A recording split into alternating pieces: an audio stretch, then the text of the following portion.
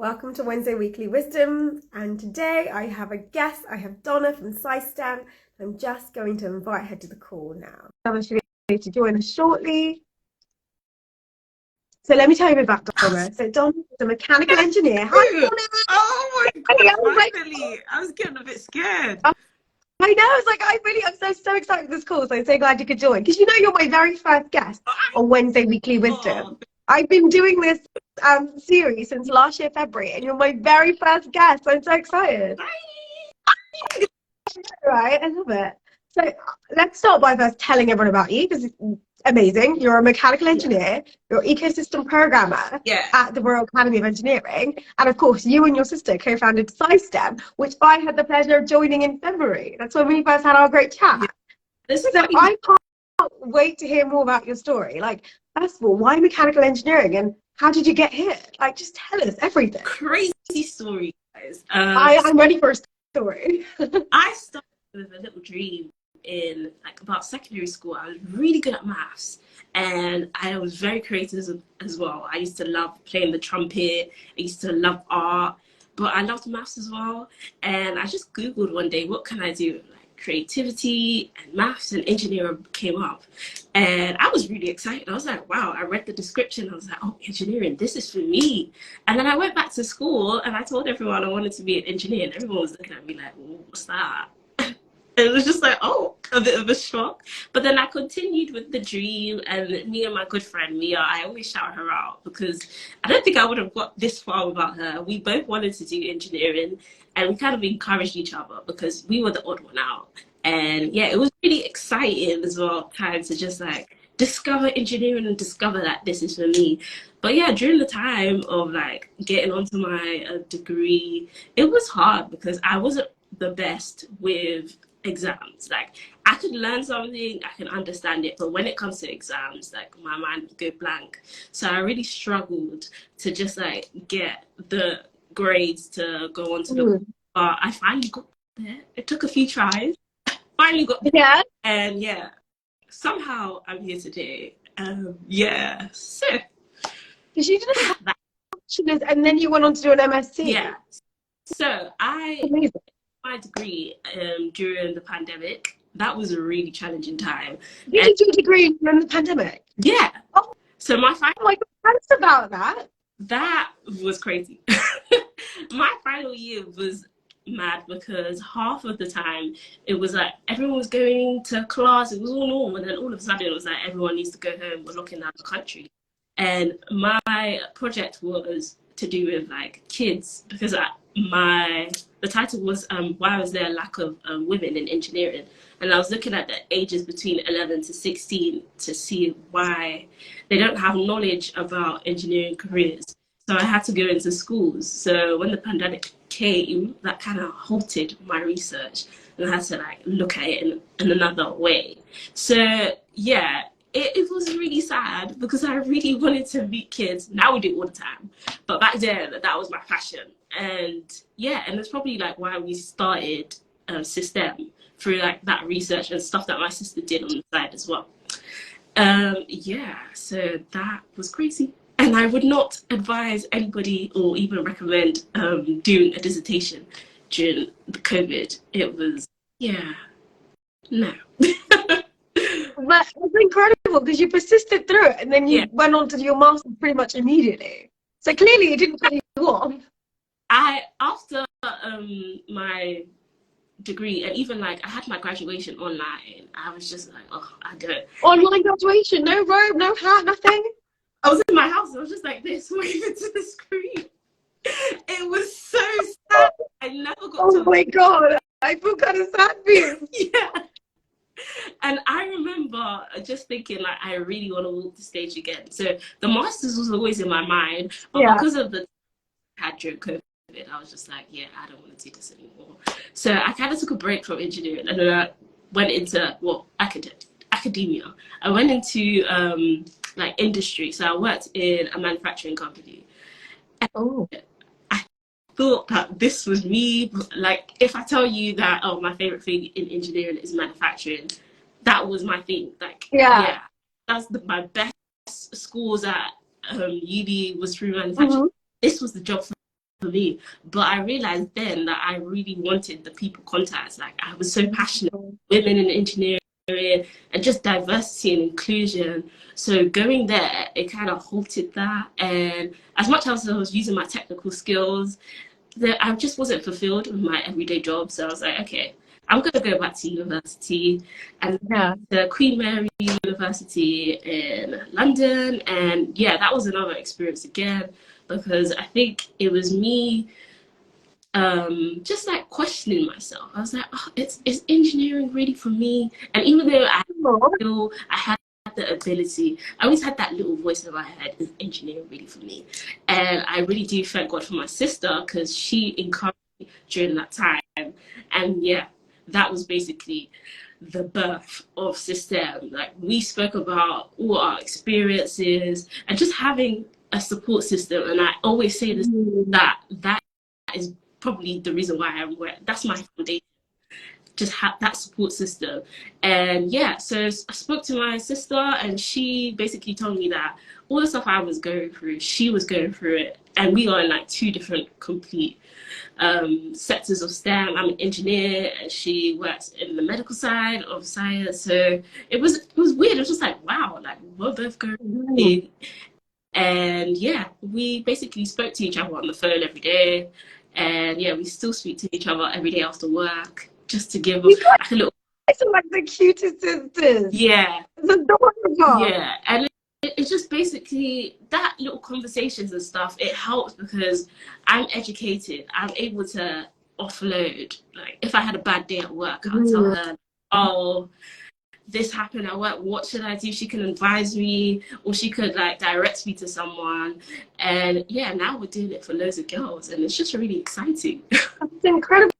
So you become sisters to everyone else in STEM who's going on their journey, or that support that you're Mia to her, you're Dr. Abby, your sister to them. That's amazing. I love that. I didn't actually understand the grassroots of how it came about. So hearing your story is amazing. And hearing the challenges as well, because I don't think we often talk about, first of all, maybe getting the grades is difficult. We all have different learning styles. We don't talk about that. So some people may think they're not good enough, but of course, lots of us, we've worked very hard to get to this point. Yeah. Maybe we just don't talk about the challenges enough to make it normal. Yeah. Or even the challenges of the day-to-day and needing the support from siblings or people that you really trust and respect. So that's amazing that you're talking and sharing about that wholeheartedly. And that's incredible. It's so important to speak about the failures as much as the success. Like, happy to share, like, oh, I'm doing this, I'm doing that, I've got this job. But the truth is, I started off with really bad A-level grades, and I thought that my world was over. Like, no one's gonna accept me. But I did a foundation year. I was able to get on the course through that, and yeah, nobody asked me about, oh, what did I get for A-levels now? Because yeah.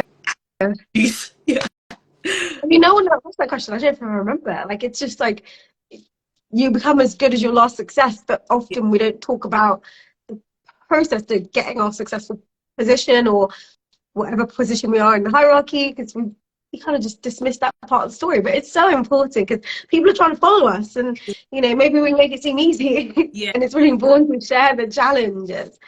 Definitely, I think that's so important. So if you were to share, like, with your, I don't know, let's say you're back in school and like you said, you just spend Google, what does creative person who's good at maths do? What would be your advice when you first heard about engineering, knowing what you would experience now? What would be the advice you'd say back to, you know, young Donna, like, this is what you need to know? That's a good question. I think for me, I was a bit, no, I wouldn't say over ambitious, but I kind of made my over ambitious. Was that such a word? I made my route hard because I looked at universities and I saw that they liked you to have further maths, physics, and then I just went straight in with that instead of doing like my creative side alongside with it. So I wish I could the creative side of me, because now I do a lot of creative work with like SiSTEM and branding and even in like digital communications. I wish I explored and refined that skill a lot younger, because even though I had it, college a lot more if I didn't just go straight in with the maths and the physics and everything. It's lovely, but I think sometimes you need the balance. Yes. That's a valid point, actually, because often we think that having a career in STEM is pure maths and physics, but of course it's creativity, it's problem solving, it's innovation, it's taking ideas from a different area and applying it somewhere else, because that's innovation as well. It's actually really cool, actually. Maybe we should talk more about that, the ability to balance being a scientist, but also using art. I think we often think one or the other, or we have that faux conflict that I'm a scientist, you're an artist, but actually we're both. And innovation is basically both. Like, you can't just have just maths and formulas. Like, creativity is a product, and a product that people can actually use every day. So important to communicate with people, because that's what you do as well besides SiSTEM. You're always talking to people, you're going out to schools, you do a lot of outreach. That's almost like a complete different skill set that we don't talk about, but actually the engineer has to do that. Engineers have to work in teams, engineers have to have stakeholder engagement, engineers need to make the benefit realised to the community and what they're doing. And maybe that's why we don't think about that, and we kind of think about the isolated skills. So what do you think we can do to kind of broaden out the skills and people who think they can do what we do? I think the first thing that we should do is explain the different types of jobs in engineering. I think we have a very narrow mind when we think about engineering. And even like the schools, and we ask, oh, what does an engineer look like? People will tell us like a train driver or something. So not understanding of what engineering is.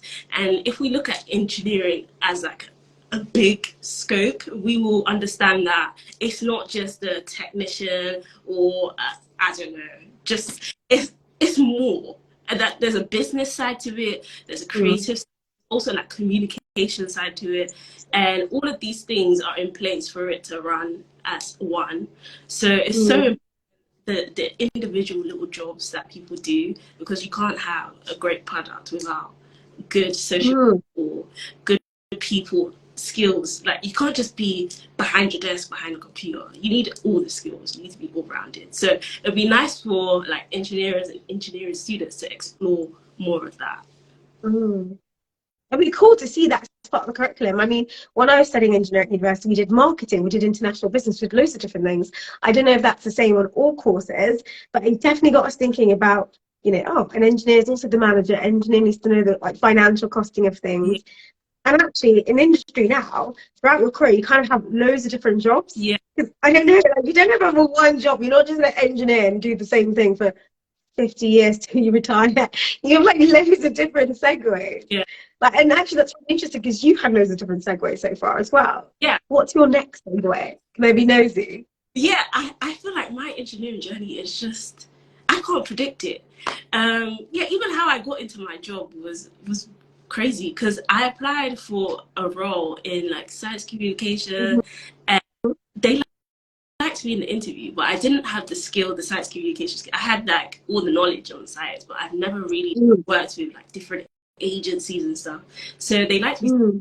They gave me another role, and when I had like knowledge from like social media, because I've been doing it myself, but to actually learn like, to look at the analytics, like look how people respond to things, that was a different thing for me, and it was really interesting to see like how people respond to your work. And it was a good skill because it even allowed me to use it for SiSTEM and also teach like other people how to use social media, because social media is a very powerful thing. And if we can use it to improve people's knowledge about engineering, sign me up. Like, And so after that, I did that for a couple months, and there was a job going out for a program officer, and which is completely different. This is more people skills, like just communicating and engaging with a community face to face. I'd never done that before, but I've done it with SiSTEM, and I was like, okay, I really like meeting people and connecting with people, and the fact that I can do it in the engineering world, it's just like, okay, let me give it a go. So I applied for that job, and so today is like my official first day, and it's oh my god. Donna, thank you for joining me on your first day, and congratulations. Thank you. Oh my gosh, that's amazing. I'm hearing when you're talking so much passion, but also I've never done that before. But I like, this is then you embark on doing that. Do you think that's something that's really been so important in your success. Yes. It's like doing things you've never done before. Yes, I think when you stay within your comfort zone, you're not gonna enjoy anything new. And my sister, again, shout out Dr. Abby. but she really pushed me to apply for the job, because I was just like, oh, I want to apply for the job, but I don't know if I'm qualified. And she was just like, just go for it. And yeah, one thing that we always pick up with people that we speak to, like yourself, is that you always say that you should just push yourself, and like, what if you're in your comfort zone, as I said, you're not going to experience anything new. So I had to take myself out of my comfort zone. I was behind the screen. I loved being behind the screen, but inside of me, I really wanted to go out and just speak to people. I just love connecting. So I went for it and I got the job. I was really surprised, but it also reassured me that I'm good. Yeah. I'm good. Yes, you are. Yeah. So yeah, and I think a lot of the times, especially young me, I always used to question, like, am I good? But yeah, I am good. And now I'm seeing the fruits of all my hard work. So oh yeah, I love that. First of all, I love how confident you are in what you are. yeah. And I think that's a really important part of this journey, is that you're going to need a lot of inner resilience, because you put yourself out there. You've also got to dissociate or detach yourself from the outcome or any potential rejection. You've got to know your values, your value. Maybe that's just not the right role, it's not the right time. You're not quite there yet, but doesn't mean that your innate values not there. And I think you've definitely nailed that. And that's something really important that we need to share.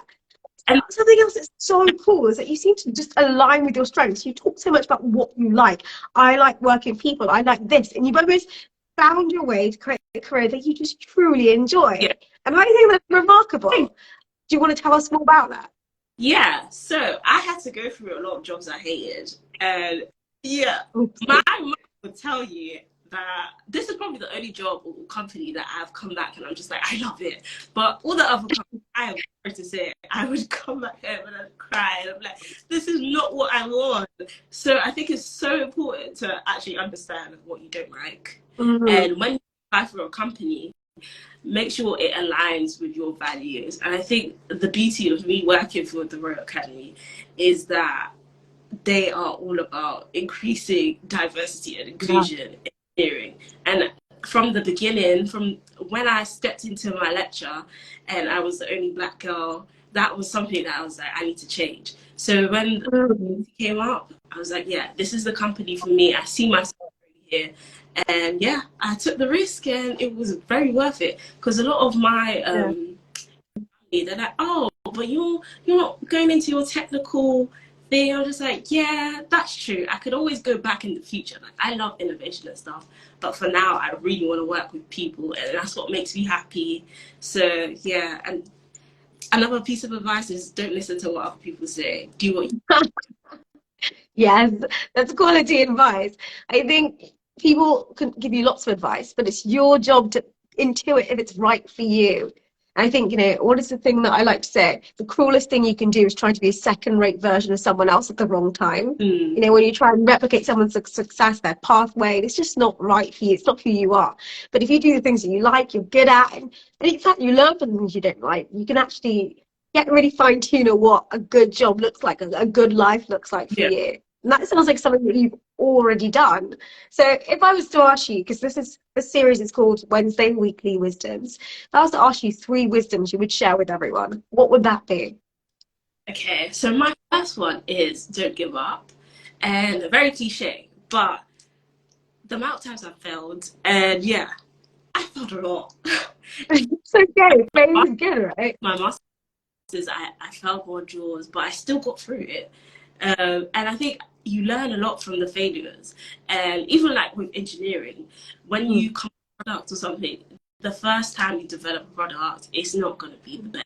And it takes a lot of work and failures to understand a product and make it. So through your failures, you understand yourself and what you like. So don't give up. Just keep trying. And sometimes, you'll maybe come back a year later, try again. Maybe it wasn't the right time. Yeah. Second piece of advice is be who you are. We kind of like turn ourselves down as female engineering because I don't want to look like, oh, the girl in the class. Like, I remember I used to love wearing long lashes to class, and then people would look at me. So there'll be some days that I like stop, and I realized that that wasn't me. I need to be who I am. And unique is my selling point. So the next day I'm coming with my blonde wig and long lashes. I love that for you. Yeah. And yeah, just make, and who you are is remarkable. So don't let And my third piece of advice is, it doesn't matter how long it takes, you will get there. And sometimes you have to take maybe like the unconventional route. That's okay. You don't have to follow the crowd. Do you? And yeah, it will all work out. Like, my story is completely different to the next Donna out there. And it's what makes me me. So yeah, your story is unique to you, and don't compare yourself to anyone. That's my 3 words of wisdom. That's amazing. You had me in awe. I think you had the 4th bit of wisdom when actually your story is unique to you, because that's the thing that really drives it home. Yeah, failing is good. Getting through that, learning, being unique to who you are.